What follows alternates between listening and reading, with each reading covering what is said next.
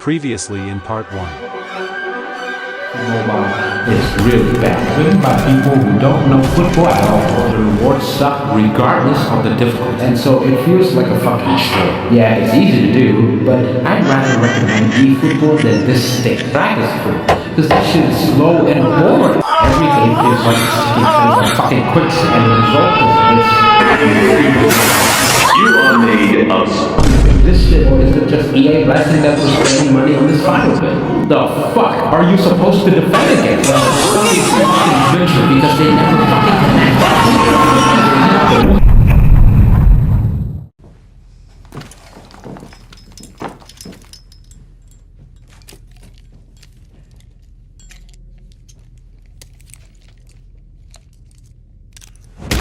Hello random wanderers, I welcome you to this video where we will finally bury this pile of money hungry bats into the ground.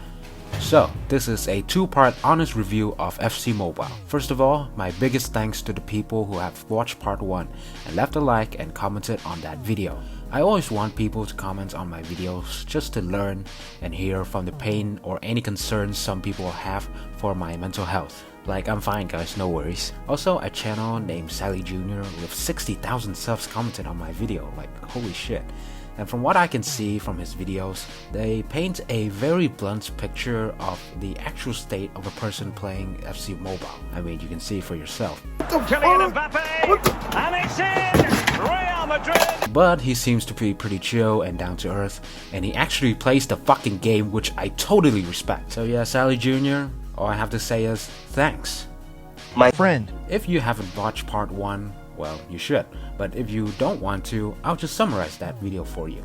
It is an in-depth analysis on the downgrade in the quality of gameplay in FIFA Mobile. From the lack of game modes, the promos and the CPU games are chores as fuck. The players' sluggishness and unresponsiveness which make versus attack boring and head-to-head extremely annoying to play. The removal and nerfing of features that limits discoverability, randomness happening now and then which completely kills any hope for consistent gameplay, and lastly, scripting/DDA being so omnipresent, leading to every win or losses in head-to-head feeling extremely unfair or undeserved. Now, for this one, it's going to be more on discussing why people don't want to play FC Mobile, EA's weird tendency to add unnecessary features, how there is no life in the community of this game, and just the total amount of fucks that EA gives for their little mobile side hustle, or the community in general, which is zero, because this game is an embarrassingly unfinished part. But before anything, I at least have to talk about the elephant in the room, which is the new FC Mobile 25 update, so here it goes. Nothing changed. Like, this would obviously be the change that people care about the most, since there's no season reset. But holy shit, did EA not deliver. It is still the exact same unresponsive, sluggish moving, striker stupid, 100% scripted, pay to win schlock as it was in 24. The offside flag is still shit, like what the fuck is this?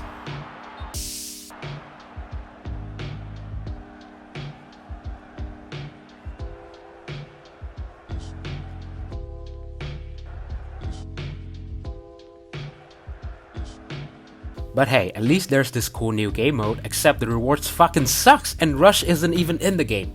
But the biggest, or at least the most reactionary change, is with the difficulty of the AI, and many people are shitting their pants playing it. I mean, I had a bit of difficulty playing it, but honestly, it's actually nothing new because I recognized immediately that this AI is the same one in FIFA Mobile 19, which is the season with the most difficult AI. I can just describe a CPU game going something like this. Your entire team is nerfed, every player's positioning is all over the place, which leads to some rather embarrassing moments. What the fuck is that? Oh my god. Whoa. Huh? Oh. Whoa. Hey yo. I guess he got teleported out of the stadium, now he's back. Every player's responsiveness is terrible. The crossing is shit, so don't try it. Your defender is like mildly good at tackling, but positioning is still terrible. So try slide tackling instead. The opponent's defending is 2 parked buses, so try to move around and do finesse shots with every chance you get. The goalkeeper is pretty much a god, and since your player are strategically scripted to position in where they only get to use their less preferred foot, just trying to have a striker with both preferred foot to save your life. And if you're doing penalties, just fucking forfeit. You never win AI at its own game. So yeah, it's a big challenge, and it's pretty funny seeing people shitting their pants playing these matches.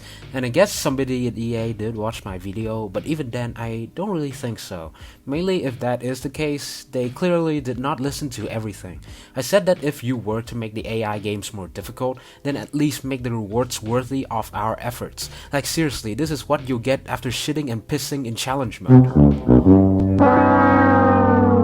So yeah, there was like the tiniest bit of change, but it's nothing new. Like the new super difficult AI is just putting an old feature back onto the game for the fuck of it, and not even making it worth playing. So yeah, I guess it's still shit. And I guess Bellingham does play this game.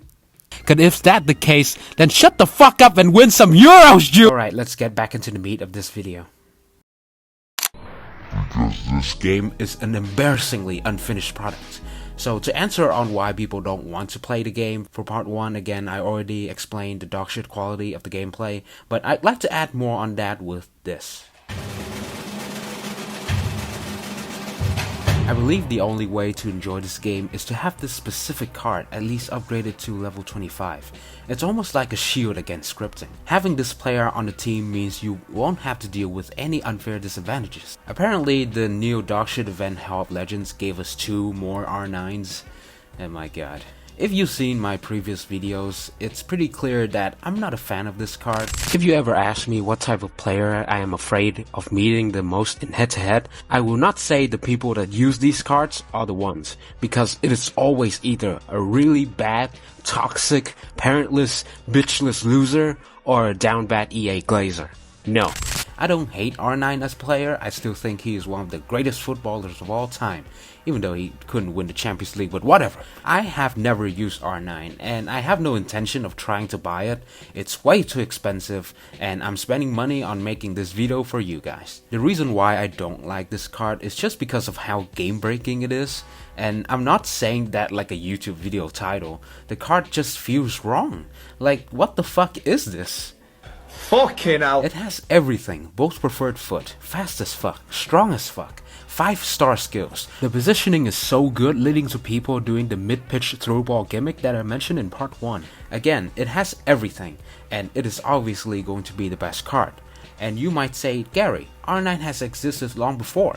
He's always been in this game. Why is it only a problem now?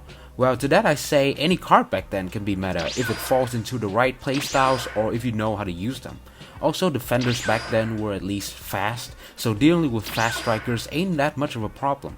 And it only boils down to the player's ability to position their CB or manually defend well. The good old fast-paced gameplay where your input matters more, not how automatically as it feels right now. Therefore, any card can be good, and it's a lot more fun to change your strikers or wingers occasionally. But with the current state of the game, with the problems that I've mentioned before, I can only think of a few good strikers, with R9 being on top of course. What I'm trying to say here is that I feel like people are being pressured that in order to climb ranks, you have to buy meta strikers just to do the bare minimum, like running fast, having 5-5 footing so the players wouldn't hit the bar every time you meticulously aim for a finesse shot, or just not losing the ball like an idiot. And now, if I see someone using a Team of the Year R9 level 30, I cannot even blame them because of this. Remember when I said that the gameplay before the terrible April update was still acceptable? Back then, the game flow allowed non-ranked cards to be somewhat reliable. That's how I made these videos. I didn't have 10 Mascherano's in the reserves to rank up my base goat Mbappe, Robbie Keane or Davor Suker. No, I had some coins, so I bought their non-ranked or green versions, upgraded them to level 5 or 10, pressed screen record, and surprisingly they managed to pull off some great performances. I believe this is a great way of testing cards before you invest more into them. The cards would still be at their base level, so it only takes a little investment to get them to level 5. From there you can play a few trial games and start to understand understand and speculate on what you're actually putting your money into. There was also a challenge mode where you could play against players in lower ranks, which was my place to test these cards out or maybe have fun with new promo cards, but then it was removed following the April update. And now, if your cards are not ranked up to purple, fully upgraded to level 20, if your card name is not Eusebio or Torres or Ronaldo, then that card existence is as worthless as the existence of a participation award. They will have nothing in them. All those numbers of 90 or something will mean nothing. It will only start to matter when it's 140 or above. This is just exhausting, man. Now people will only buy cards that are obviously be good, and this just limits the desire to discover. And since it takes so much to upgrade one card, I totally understand why some people would just rather keep using their Team of the Year R9 to this very day. I mean, I still occasionally meet some people who are using Pioneer Alexander Isak, but I guess those people have already left the game because... Also, why doesn't Isak have a Team of the Season card like 25 goals in 40 games and 3 goals in 14 games? Oh, what was I talking about? With the update now limiting the reason to discover, it's really hard to be excited for any promos, unless it's like a very exciting one like the Euros. But that idea of I can only try a few cards lingering in the back of my head, it just kills hype, and that's not a good thing. Seriously, what is the point of creating 1,000 cards each promo and only expecting people to use 10 out of 200? Well, I have a very understandable theory for this. They use AI for these cards. Remember the end of the era promo? An event created to celebrate some footballers' last season of football? And holy shit, I just find it disrespectful with the fact that they are untradeable. People can't even celebrate someone's career without having to invest too much to upgrade them to make them at least usable. At least back then, the upgrading system was simple, not as costly as it is now, so it wouldn't be too much to have fun with these cards. And now nobody, and not even a single soul, is using the end of an era cards, because they're untradeable shit. Unless you're having fun or making stupid videos like me, then maybe. Also, may I mention that it's not so easy to get Universal Mascherano's? For a free to play, this shit is as rare as emeralds. You get 2 or 3 a week, and 4 more in an unpaid Star Pass after a month. So that's about 10 Mascherano's each month. You know, before the Euros and before EA made things a little bit easier, you get 5 a month. Okay, let's talk more about untradeable cards. But first, let's wind the clock back 2 years. It was October 2022, the game was still FIFA Mobile, and the Hero's Journey just came out. This event kinda killed the game for a lot of people, except for my 17-year-old self. I fucking love this event. And the gist of the event is that in order to get an icon, you have to put a lot of cards into it. And I remember grinding for 2 or 3 weeks just to get an icon journey Clint Dempsey, and luckily the card fucking slaps. I did the same thing for Tim Cahill too, and that card also slaps. The feeling of achieving something outside of a rank in head-to-head, and here it's getting 2 cards that were really good, felt awesome, and sadly that is something that is still missing in FC Mobile. Also, if you didn't want to use them, you could just sell them because untradeable cards wasn't a thing yet, and they were good money. The Icon's Journey Tim Cahill cost like 100 million. I'm bringing this up because the main point is that take that 2022 Icon's Journey event, discard the event, make it an exchange, and also make the rewards untradeable, you get this. This is a staple dish in the exchange section at this point. EA is pretty much proud of it. I remember doing these exchanges back in Team of the Season, and I just swear on my life to never do it again. This is a fucking scam! You exchange untradeable cards and tradable cards to get untradeable cards? It's like multiplying by 0. As I grew older, I start to understand scams when I see them. But usually when teenagers see numbers, they don't give a fuck. They just spend their hard-earned coins into it, and then they'll go fucking crazy for a 95 Team of the Season Jamie Vardy that Lauren Blank would wipe his ass with. Also, is it funny that you're exchanging 4 for 3? In summary, the new rank up system is shit. The demands to make them semi-usable is high as fuck, and the resources to upgrade them is scarce like astatine.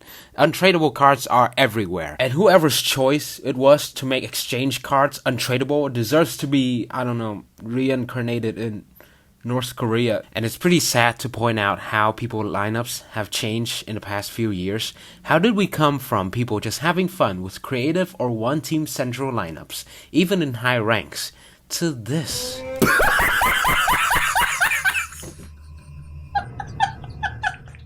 In this section, I will just go through 30 minor problems I have with this game that annoys the fuck out of me. So, let's go! Ads. Who asked for this? Definitely not us. This shit came into the game after the April update. Quality of life change. This sign, like, is there any other helpful advices for players outside of if you want to dribble through an opponent, don't lose the ball. You fucking Adding coins exchanged for tradable cards, but not for untradeable cards. They had this in 23, so why not do it again? Buggy lineup problems since the inception of this season, and only got fixed after a full fucking year. Literal ghost players that crashes the game.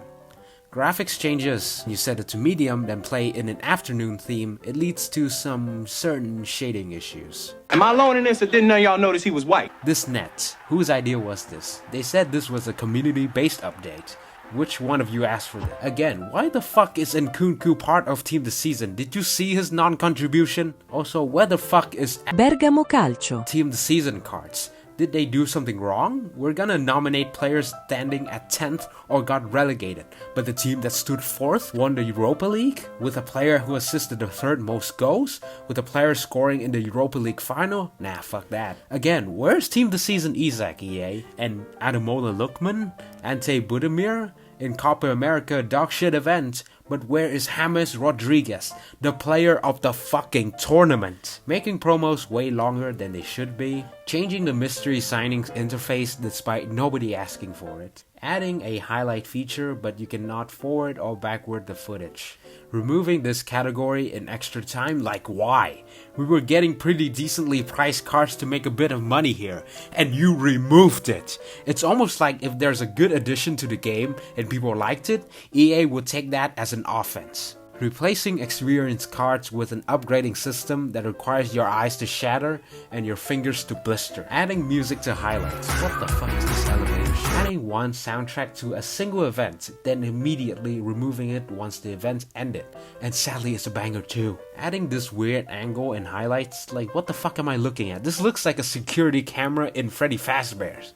Sometimes the POV would glitch after a free kick, so you would just blindly do a shit for a few seconds. Not adding the ability to change set piece takers mid-game. Even eFootball fulfilled this basic function. Do you really think these things work outside of set pieces? Even eFootball actually makes your defender an attacker when you need it. Can I have something to enjoy with friends outside of having to build our own team up from scratch just to have some fun with my homies? Even eFootball fulfills this basic demand. Okay, I'll glaze eFootball in another video. Not adding specific filters, which leads to this problem. Then you have to scroll through all this shit to get to something that you're gonna use to claim the Mascherano.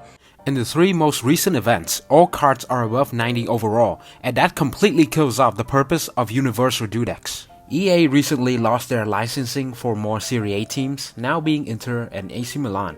So now, in order to find their past cards, you have to search pretty specifically in order to find them. You can't just find them via teams now. It's like they're trying to hide them. Also, adding an untradeable filter in the market, where it's all about trading things. Are you fucking retarded? And why bother having programs with only untradeable cards in the market where people trade shit? I don't mind having every nation here and some nations don't have a player in this game, but why a program? What is this amateur shit? It looks like the player's wearing a shirt they bought for $3 and taped the logo. Also, why did EA update Kobe Mainoo's texture to what he looks like in November 2023? This man has beautiful hair and you forgot to add it. And lastly, the changing room is so bland, like seriously, you have so many tools at your disposal, but only added the ability to change shirts, change socks, change shoes, and numbers. That's it? Yeah, that's it. And that's some of the problems I have. There's probably more, but if you have some other problems, just comment down below, cause I want to read it. You know, create some atmosphere for this video. And with that out of the way, I'm gonna talk about something outside relating to the game that I'm pretty passionate about. Back in December 2023, one of my videos got a comment, and it was the most passionate thing I've ever read. And in it, the commenter wrote that the FC mobile community is dead, and I took that at face value. I even thought if there had ever been a community in the first place, let alone dead. Well, the community for the console FIFA games was at least active for a common goal of shitting on EA products, but here the mobile community seems strangely passive. Even when the game is at this state, I would assume somebody's gotta hold EA accountable for the quality downgrade of FC Mobile, but it's more like everyone is just too jaded from trying to make EA listen, as they never seem to do. But like every FIFA community, there's gotta be some toxicity, and this one post I came across is more funny than sad.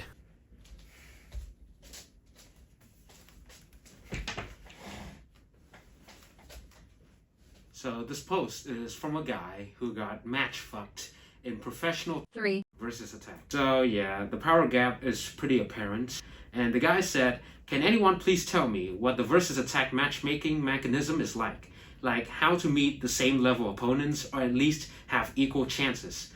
I just created a new account to play to get a few new players, but every game I play just feels like the game is sending me a message like this game is not made for you." That's a pretty common memo that a lot of people get in this game. And here is where it gets funny.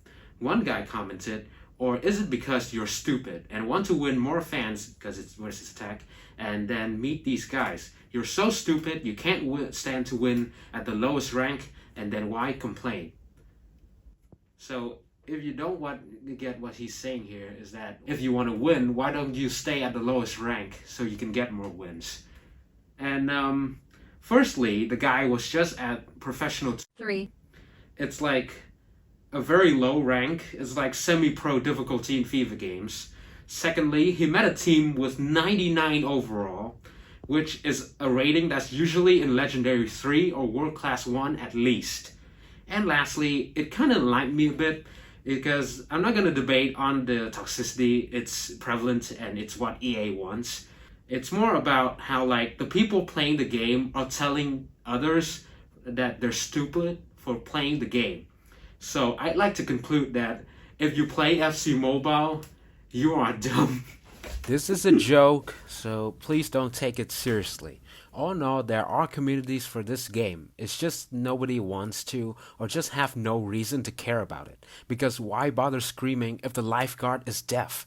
And since the game is so pay to win, that leads to this cat of the bag situation. And moreover, with the game being so mentally detrimental, it just brings out the negativity in everyone. And it just leads to these two sad worlds clashing together for no good reason. And may I just say that the worst thing that EA can do is dare to label their changes as the most sought after enhancements, as if like they're saying that all of this terrible gameplay is what we want. And yes, I know many people wanted cross and headers to be nerfed down, but things like sluggish movements, boring game modes, inconsistent gameplay, 100% scripted games, advertisement, untradeable cards. I don't think these are the changes that we want. It's like EA is saying something like, our FC mobile game is shit because the fans want it to be shit. In some way, it's like saying that we're stupid. Like, this is a fucking joke.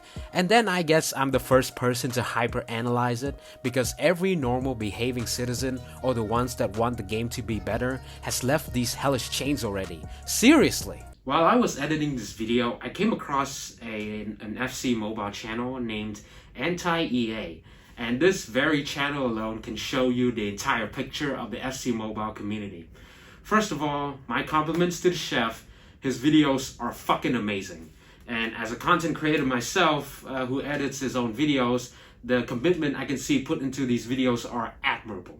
And of course, people will say this, "Gary, he's just copying Nose 2 styles." And to that I say, I don't think that's copying. It's more like following a trend, because the .exe trend has been in like every game. And also, do you really think it's easy to do this? Like, the .exe trend requires very fast-paced, entertaining, and highly edited videos. It's almost like an expectation for the video to be high quality when people read a title with .exe in it. And I thought I could do that, but then I failed miserably. But back to anti-EA. So his last videos on FC Mobile was a supercut of all of his FC Mobile videos, and it was also a goodbye to this game for him. In the pinned comment underneath the video, he mentioned that after the April update, the game became so shit. There was only pay-to-win players playing this game, and he quit the game and is now pursuing other things in life. Wish me luck. And brother, I wish you all the luck in the world. And just from this message alone, it says everything the actual community of this game wants to tell EA.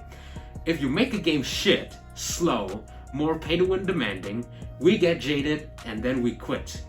And look, I might not have worked in EA Sports ever, but from the perspective of a consumer and a massive football fan, I believe that EA holds this responsibility to deliver a product that would meet football fans' demands, especially those who can't afford a PS5 or a good PC to play their console games. But instead of seeing our needs of enjoyment as a priority, they seem to focus solely on making more and more money. And unfortunately, their greed seems to have no limits, because when they are faced with the choice to make the game worse just to potentially get more people to spend money on their game, they would do it, and they have. And personally, and as someone who loves watching football and loves playing it sometimes, I don't know if there's another mobile game out there that can fulfill this gap. Switch to eFootball. Try eFootball. Switch to It's eFootball. much better. It's much better. I've started playing Switch to eFootball. It's way Try better. eFootball. I started playing eFootball. Football is like Play eFootball is way better. I've started Play playing eFootball. Play so much better. I've started trying to play football is way better. It's 9 out of 10 years ahead. It's so much better. So much better. eFootball. Play eFootball. Started playing. It's much better. I've started playing eFootball. Change to eFootball.